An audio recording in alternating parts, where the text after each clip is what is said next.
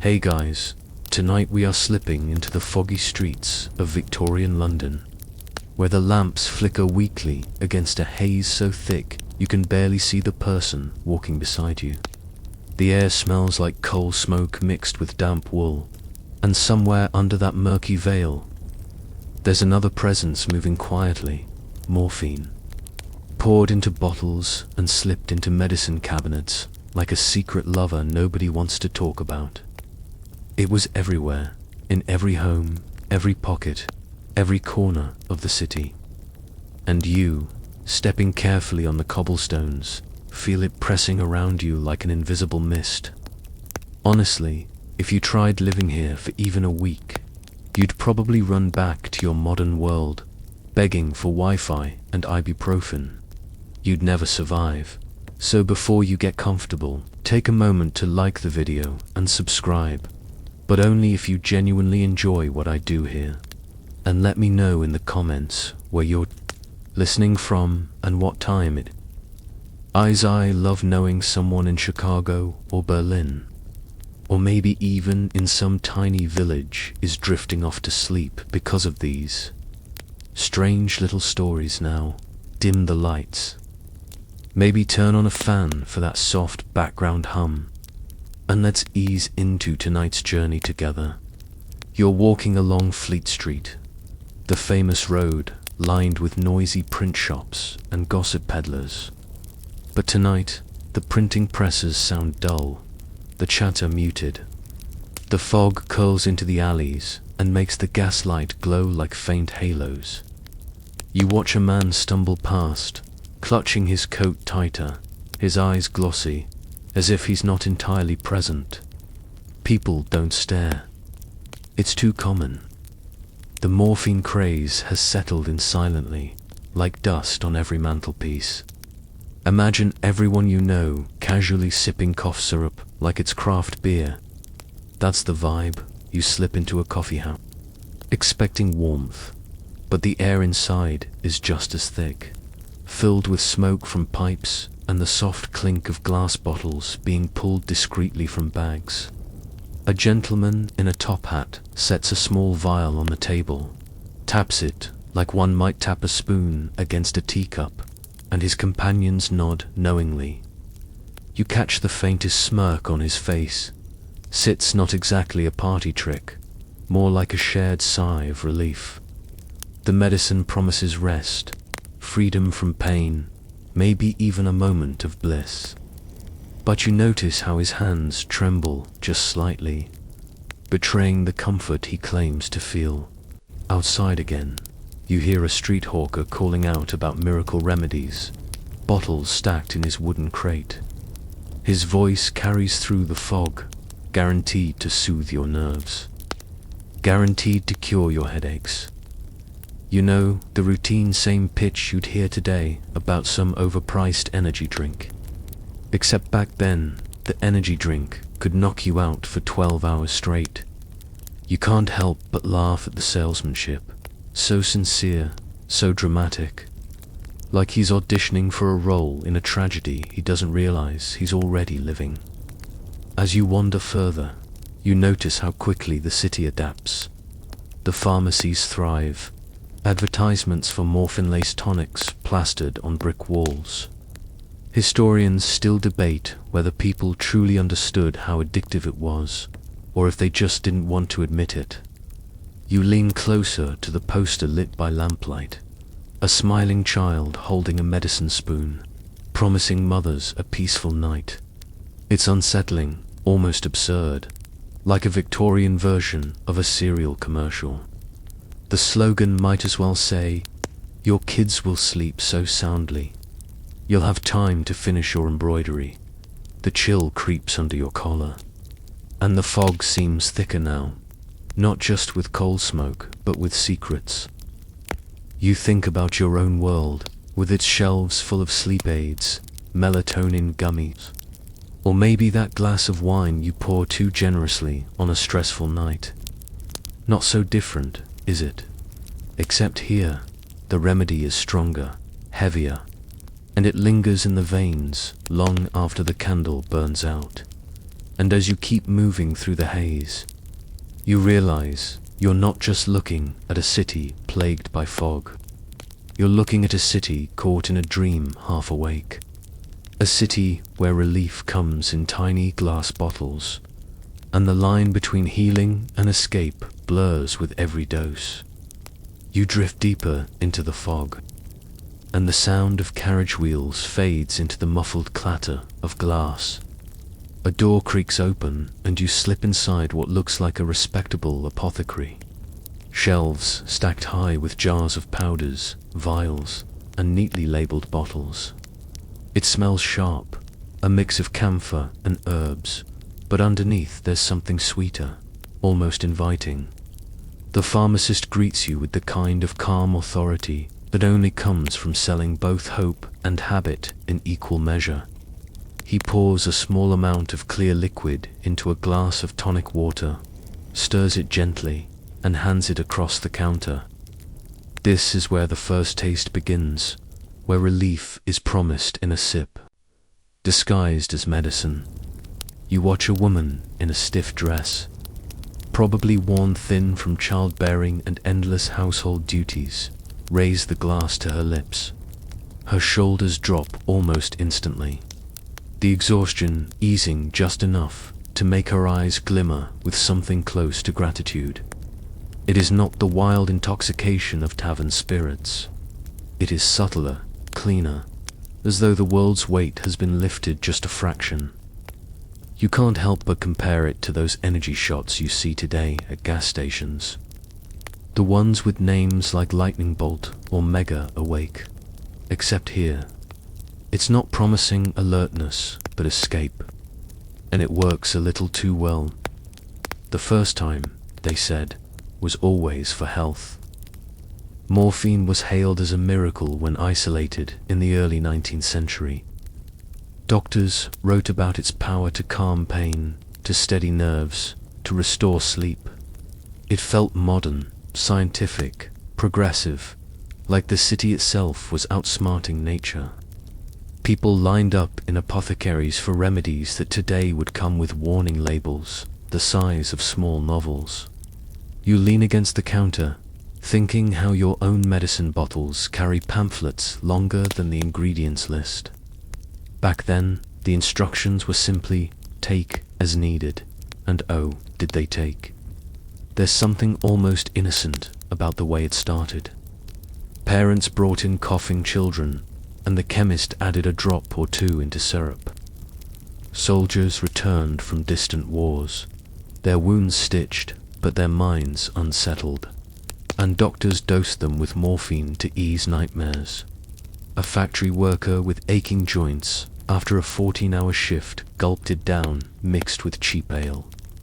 Everyone had a reason, and every reason sounded perfectly sensible. You think about your own excuses.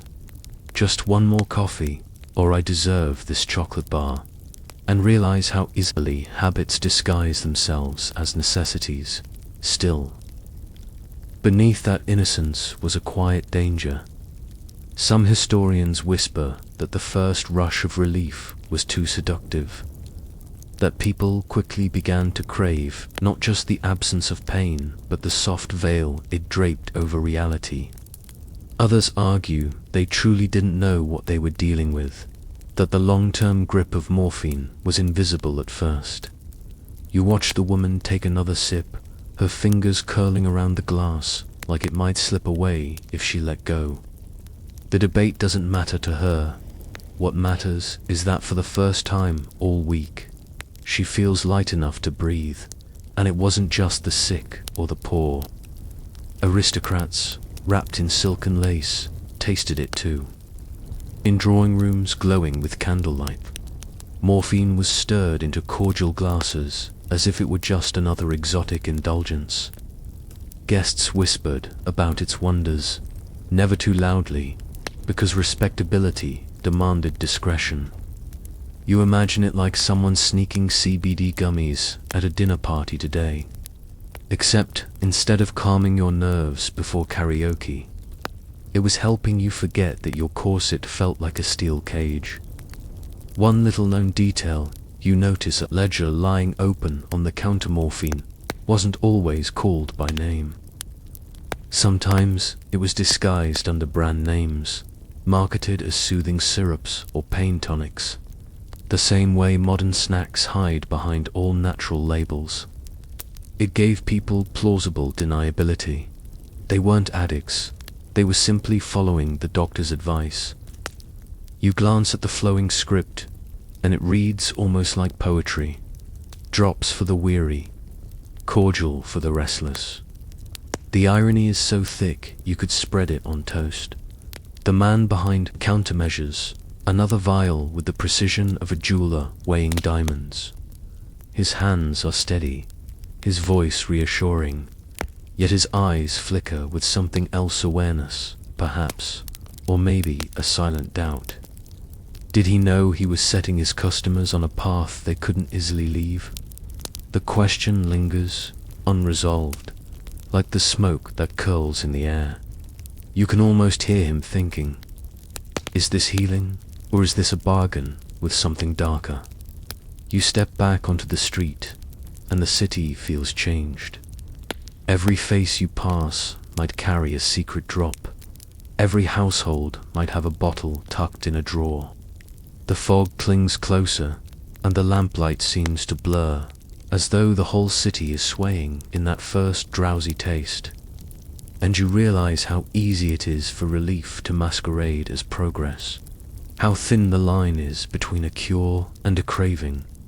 It makes you think about your own world again, about how often we chase the next pill, the next gadget, the next distraction, believing it will fix everything. Maybe the lesson tucked into these streets is simple. The first taste always feels harmless, but it's what comes after that counts. And suddenly you're grateful for your messy present, with its warning labels and late-night infomercials, because at least you know what you're dealing with. Back then, one sip could change everything, and nobody saw it coming. The fog clings to your sleeves as you follow the trail of flickering gaslights toward a street lined with shop windows.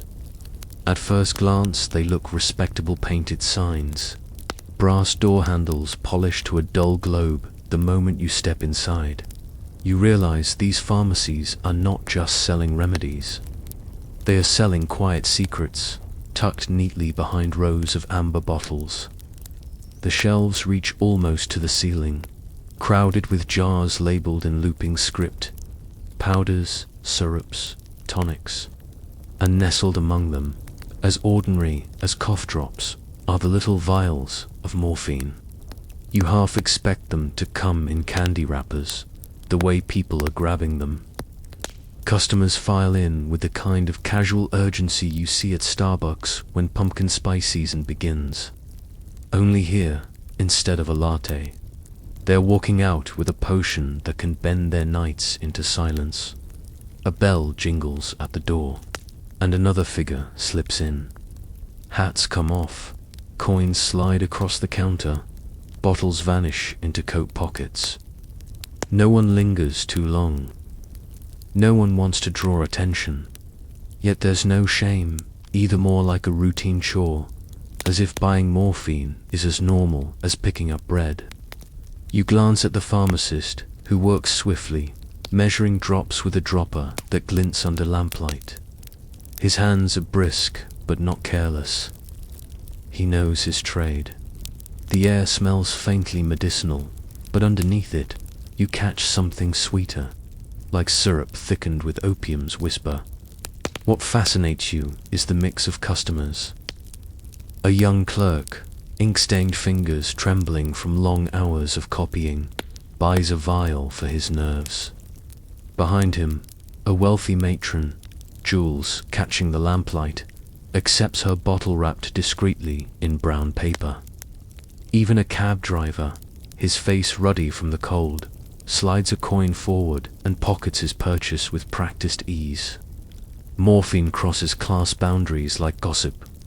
Everyone touches it, everyone pretends not to. You can't help thinking of your own era, where the same drugstore sells protein bars, headache pills, and 3 different miracle sleep aids. Different packaging, same desperation. The secrecy is what makes it thrive. Officially, morphine is medicine dispensed for ailments. Unofficially, it's the city's open secret, a quiet indulgence hidden in plain sight. Some say apothecaries leaned into it, advertising soothing syrups without naming the true ingredient. Others insist it was ignorance that neither chemists nor clients knew what they were buying into. The truth is slipperier than the fog curling at your ankles. Historians still argue whether the shopkeepers turned a blind eye knowingly, or whether they were simply swept along by demand. Standing here, watching the pharmacist wrap yet another bottle, you feel it's both, part science, part business, part willful denial. And then there are the little-known details that almost make you laugh.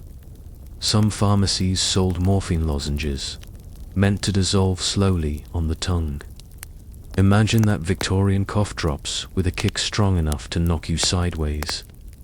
Others advertised morphia injections for quick relief, and the sight of a syringe was not scandalous, but modern, progressive.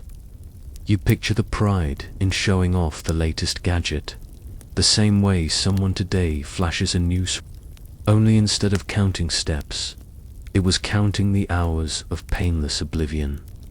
You lean against the wooden counter, the grain polished smooth by years of customers' elbows. A ledger lies open, lines filled with neat handwriting. Names, quantities, payments. The pages turn like clockwork.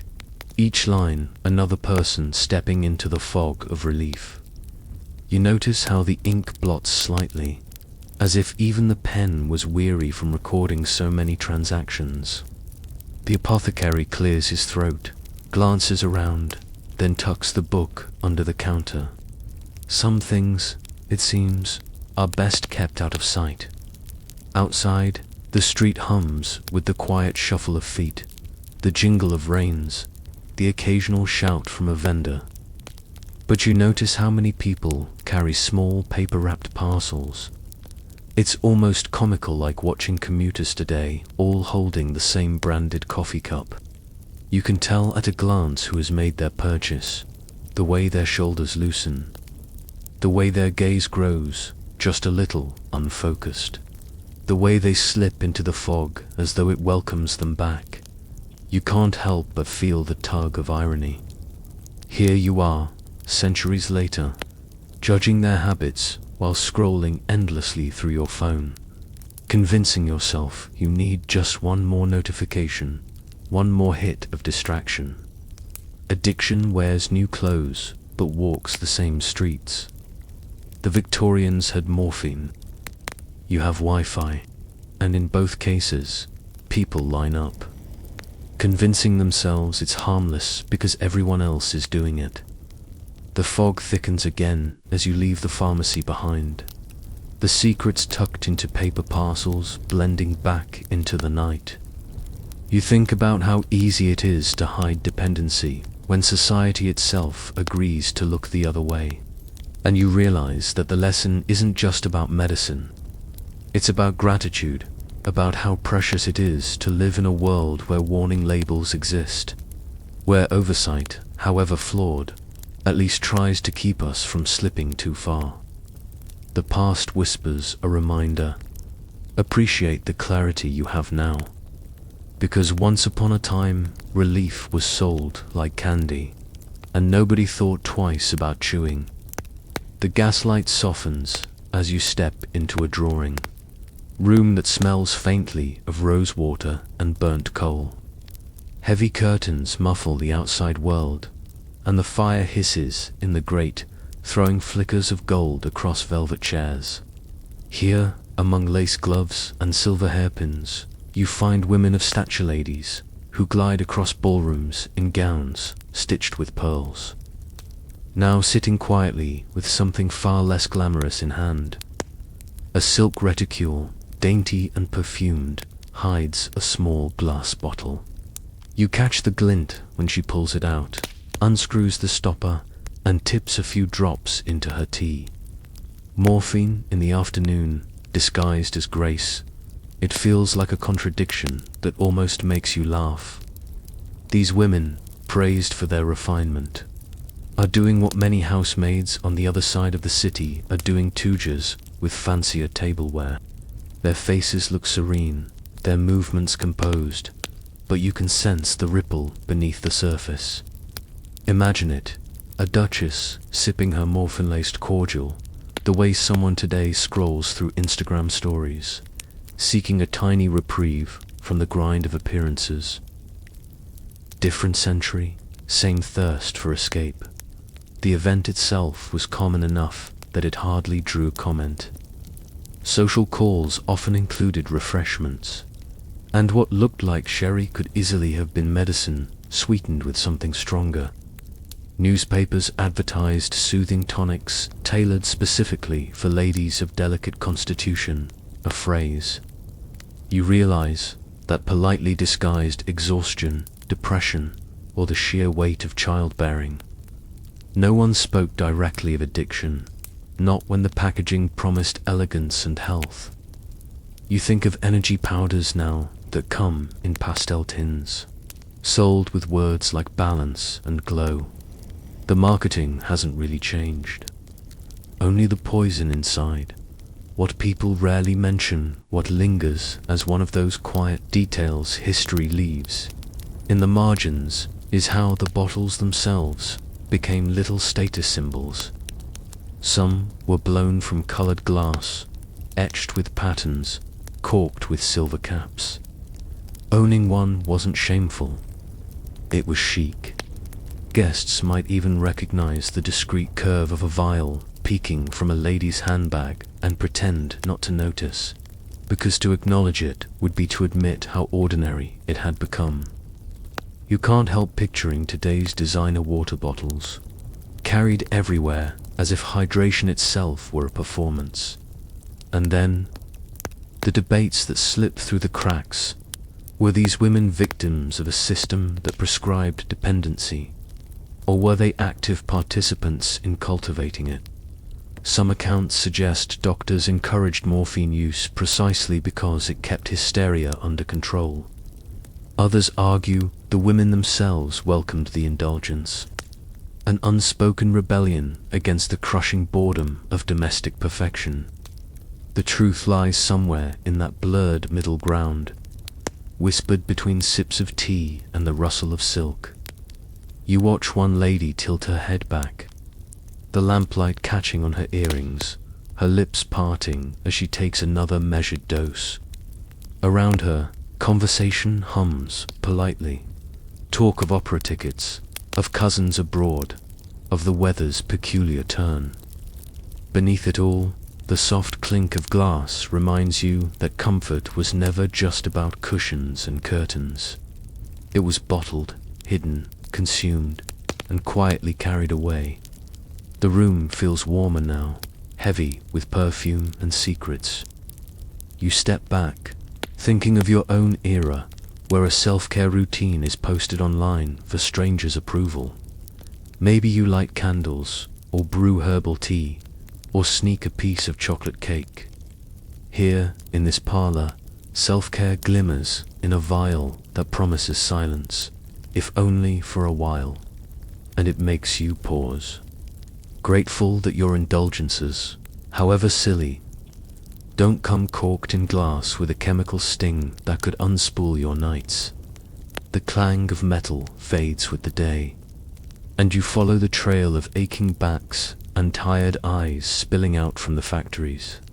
The air is heavy, thick with soot and sweat, the kind that clings to your lungs and makes you cough even if you're only passing by. These workers, hands calloused from endless repetition, don't head straight home.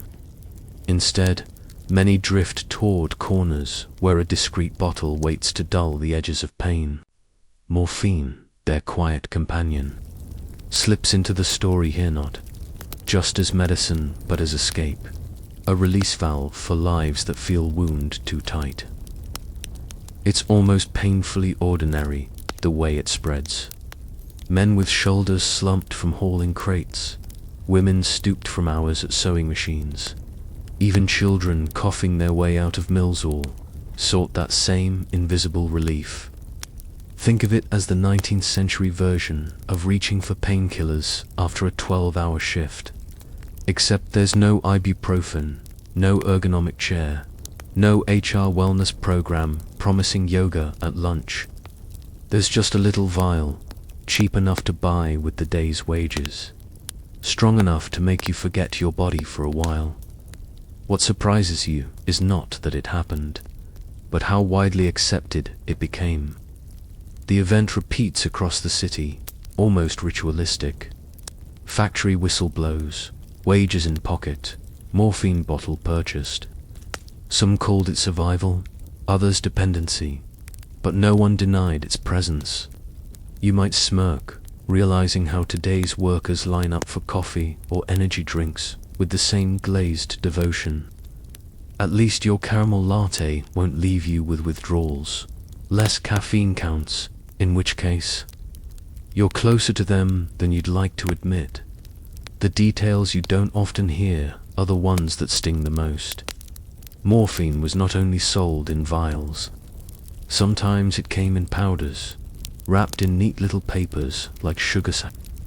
A worker could tuck it into a pocket without anyone noticing, sprinkle it into water at lunch, and carry on. No one wrote rules about it. No safety net existed to say enough. It was as much part of the toolkit as the hammer or needle. And while you imagine a break room now with vending machines glowing in neon, theirs was dim, lined with shadows. And their snack was a dose that blurred the pain until the next whistle. Historians continue to murmur. Disagreements over intent. Were employers complicit? Quietly relieved, their exhausted laborers kept showing up as long as morphine numbed them. Or was it simply a cruel accident? Workers stumbling onto relief in a world that offered nothing better. The lines are blurred, as they often are, somewhere between negligence and necessity. You imagine both truths coexisting, like a boss today, handing out free coffee and acting surprised when everyone is jittery by noon.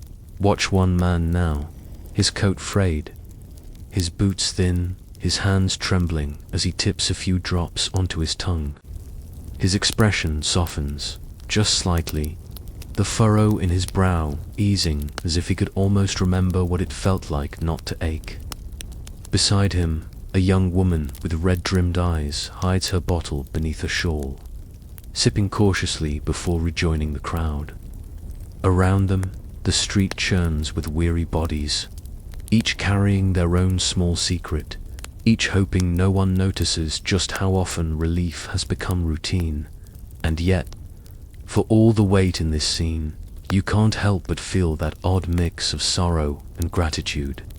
Sorrow that they had so little, gratitude that you have more choices, plasters for cuts, medicine that heals instead of hooks, breaks that are real breaks.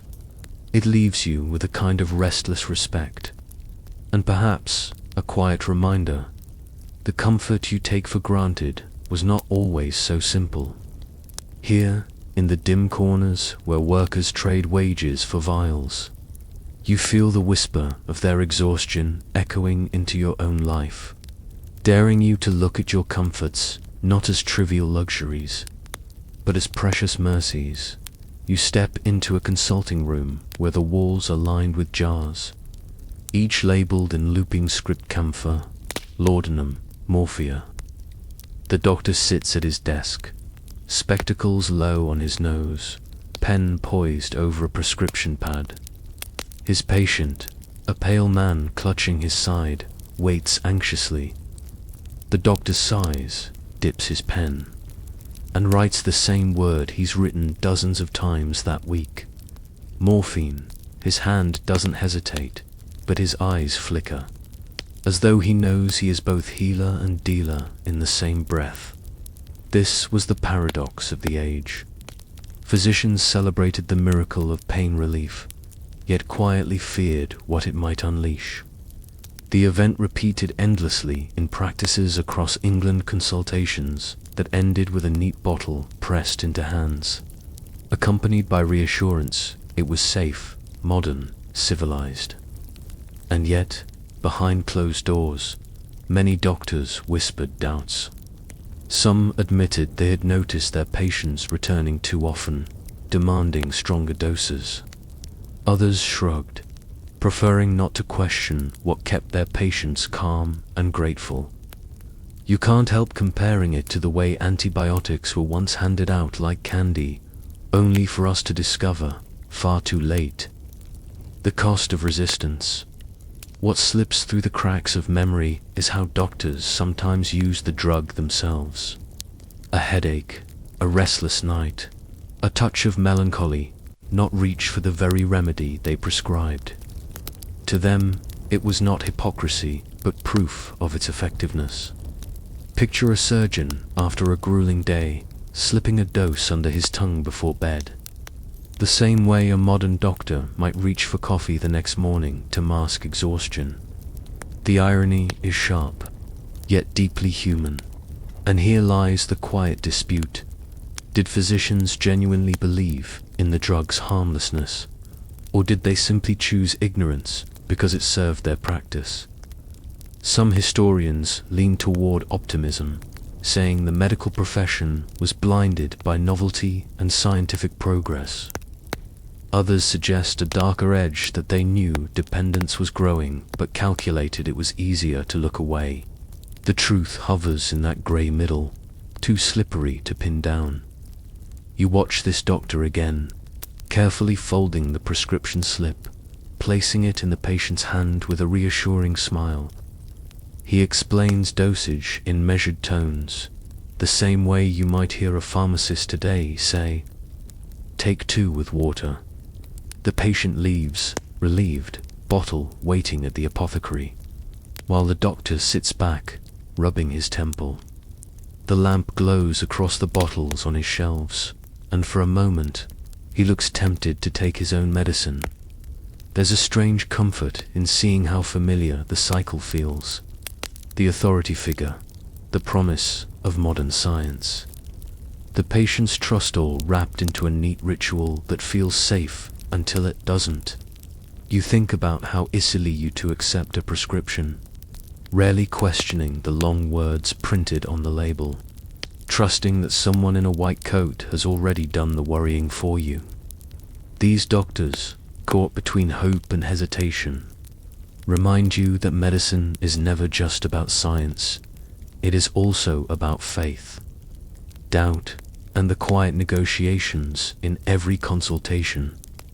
So you leave the room, the door closing softly behind you, carrying with you the echo of that zither weight of a profession that wanted to heal but found itself tangled in its own creation.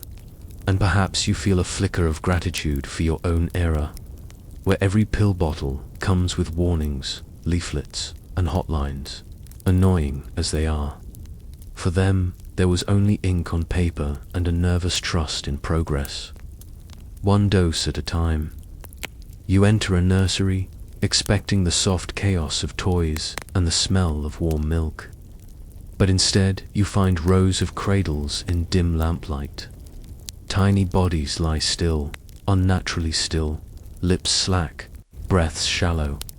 Mothers in shawls and tired dresses whisper with relief. Not because the children are happily asleep, but because they are finally quiet. In their hands, small bottles of syrup glisten amber in the glow. The label reads something like soothing cordial or infant's friend. And yes, inside is morphine. It shocks you, doesn't it?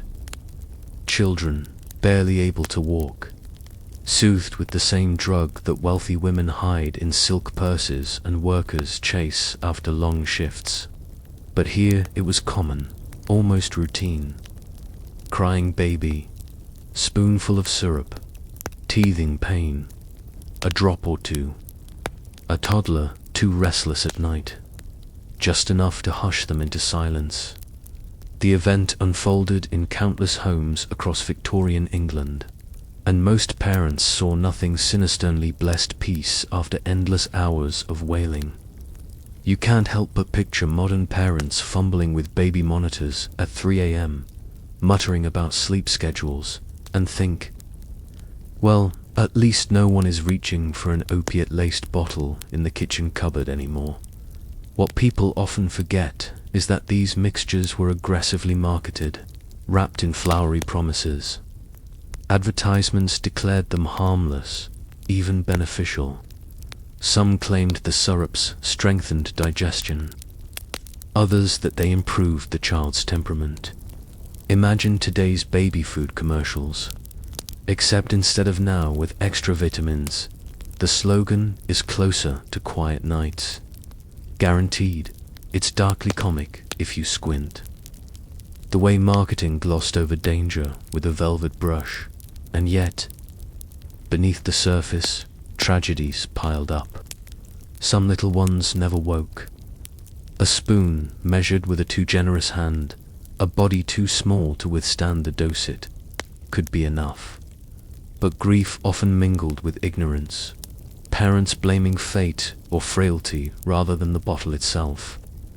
This shadowy reality was never spoken of at tea tables, though doctors and coroners knew.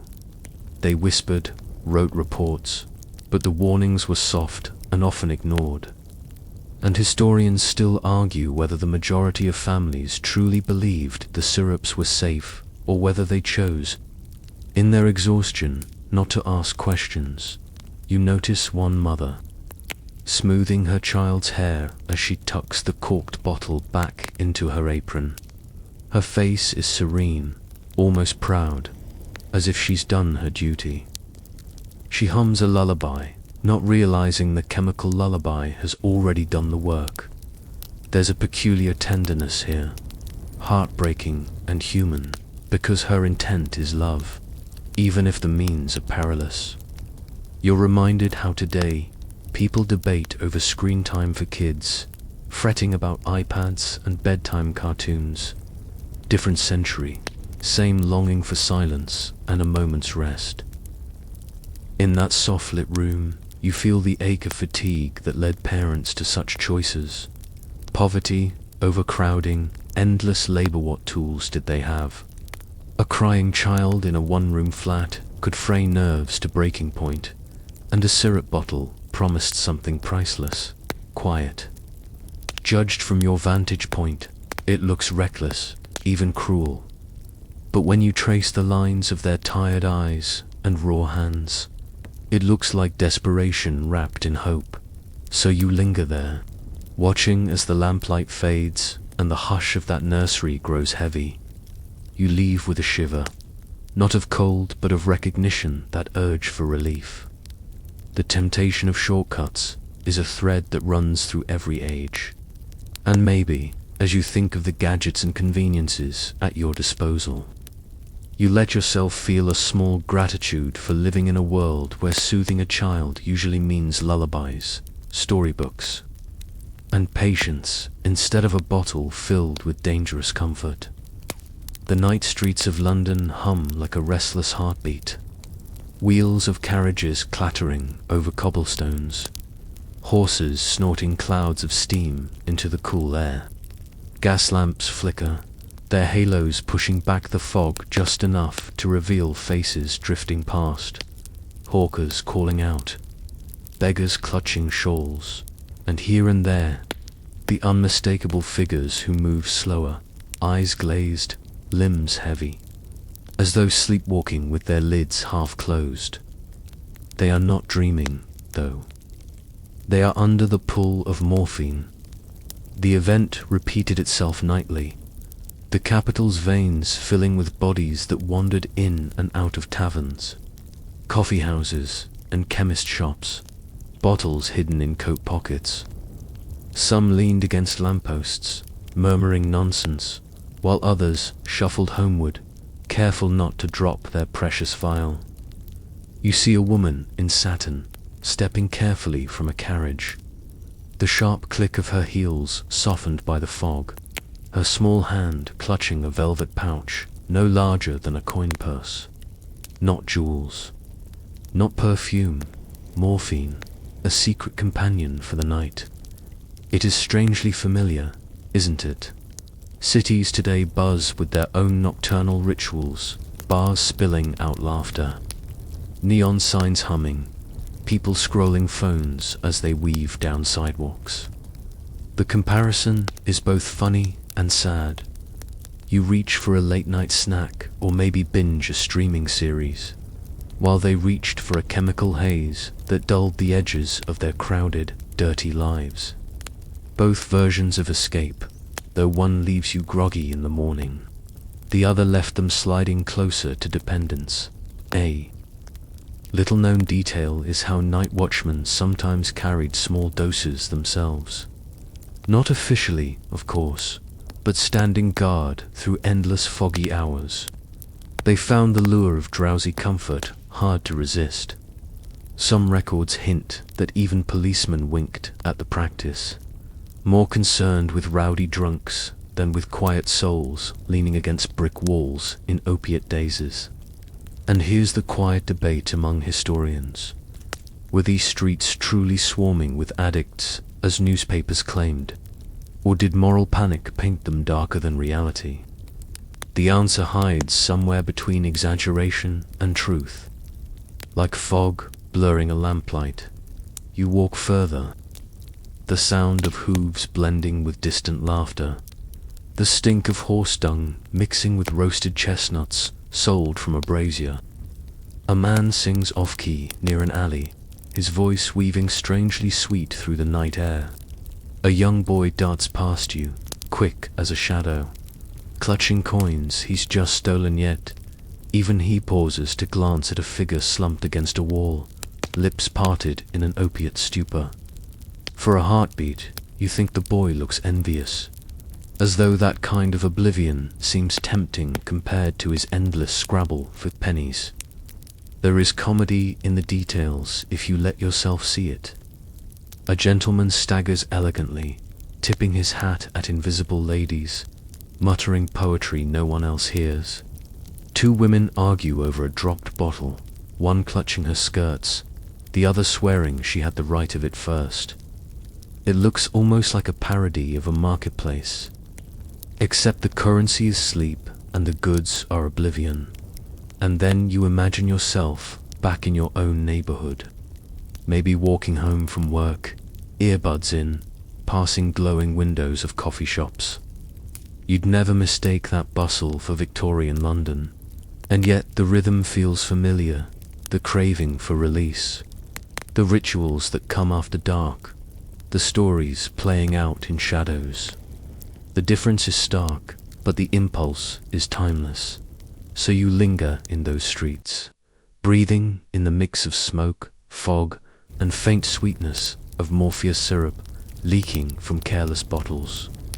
The night hums on, restless yet strangely hushed, carrying you with it. And you realize, as you take in the scene, that perhaps one of the greatest luxuries of your time is walking home to a bed where sleep comes without a bottle in your pocket, where silence and rest aren't bought with a narcotic sip but found in the simple grace of safety and comfort. Whispers carry strangely well through velvet curtains and smoke-filled drawing rooms. London society, always hungry for gossip, found an irresistible dish in morphine. Not just the poor workers stumbling in alleys, but the polished figures of Parliament, the celebrated singers, even the authors whose novels you may have once read with a steaming cup of tea. Many of them were quietly leaning on the same fragile glass vial. Imagine the irony. The very voices scolding the masses for their lack of restraint were sneaking their own spoonfuls of oblivion. A Victorian twist on do as I say, not as I do. Common knowledge at the time, if one can call it, that was that morphine made people more elegant, more refined, less troubled by earthly worries. To be clear, this was less scientific consensus and more an enthusiastic excuse whispered at soirees while the orchestra played too loudly to cover nervous laughter. Some newspapers hinted that cabinet ministers were taking their speeches on the wings of a morphine haze, their words floating softer than their sober counterparts. And no, that wasn't satire, though it feels suspiciously like it should have been. Among the curiosities people rarely mention, morphine found its way into literary creativity. There are quiet stories some denied. Some embrace that entire chapters of beloved Victorian novels were penned in a fog, with sentences winding longer than London fog itself. The question of which works were truly inspired by narcotic mists still lingers. Was a famous tragic ending the result of artistic brilliance, or simply a writer nodding off mid-pen stroke?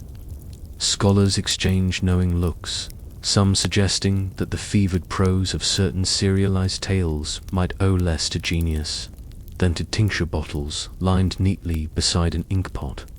It is here, in the overlap of high society and hidden indulgence, that the contradictions bloom. Doctors warned patients to tread carefully, yet gladly signed prescriptions for the influential. Politicians condemned moral weakness in the streets, but quietly justified their own late-night reliefs as necessary for clear thought. The hypocrisy is almost comical. You might compare it to a modern health influencer sipping kale smoothies online, then secretly surviving on fast food. Except in this case, the cheat meal was morphine, and the cost wasn't clogged arteries, but shattered lives. The scandal was not simply that people indulged, was who indulged.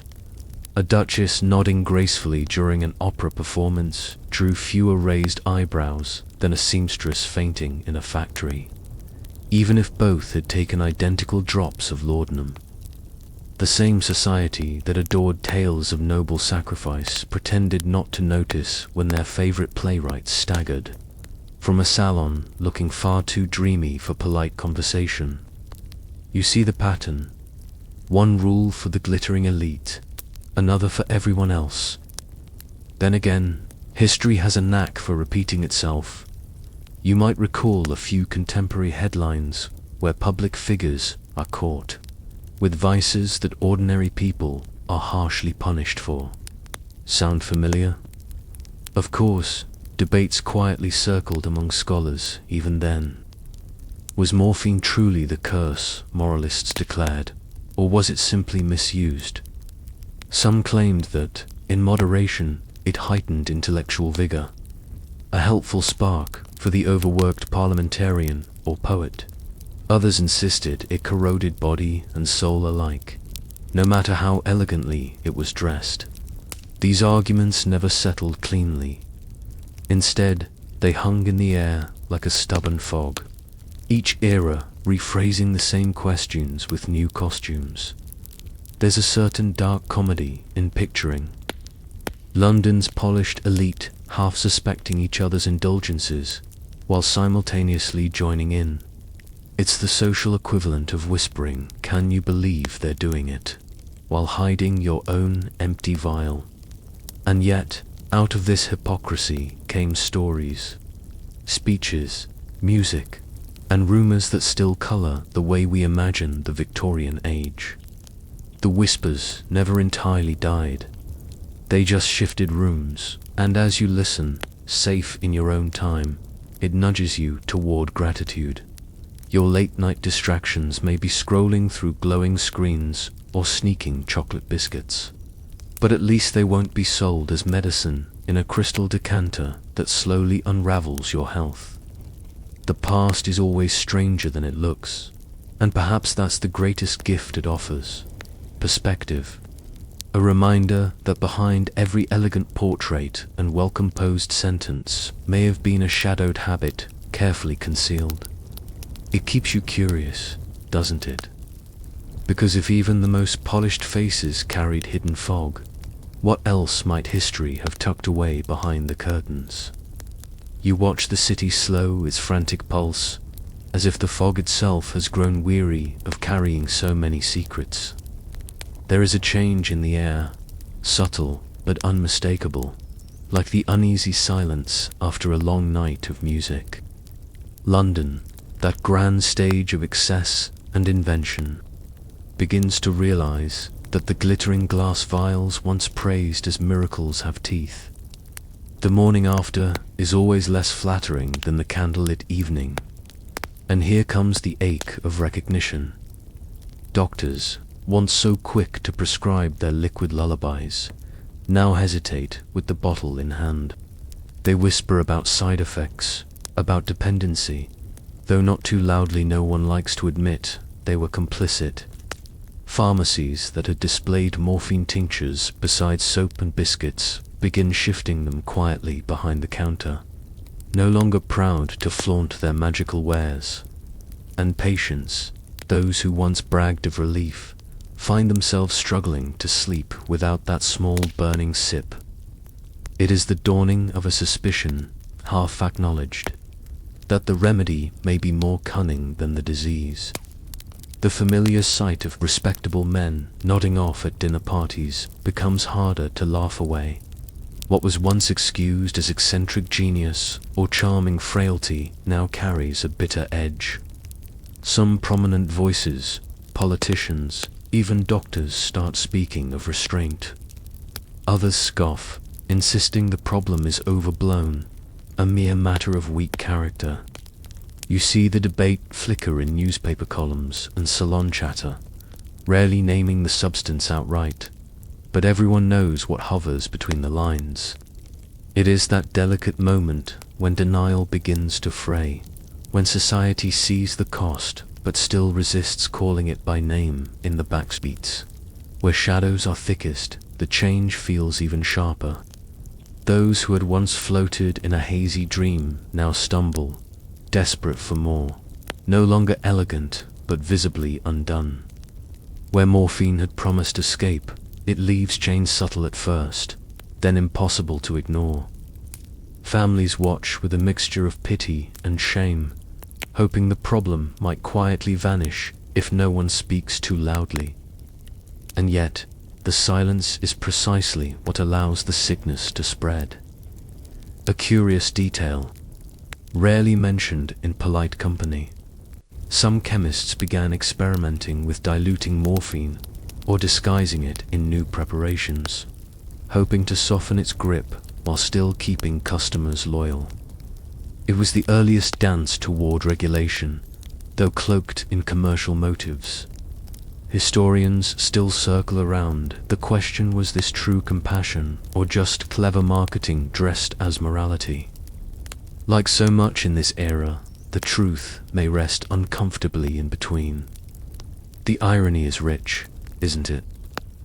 A society so skilled at invention, so proud of progress, had to learn the hard way that not every gleaming bottle deserved applause. You might even smile at the thought. Today we have entire committees, research trials, regulations stacked taller than the Houses of Parliament.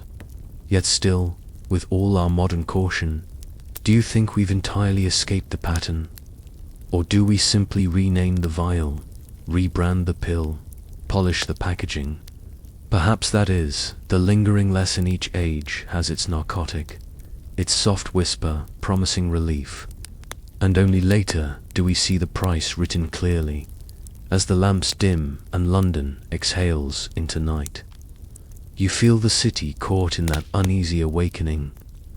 The addiction that once hid behind elegance is no longer so easy to disguise.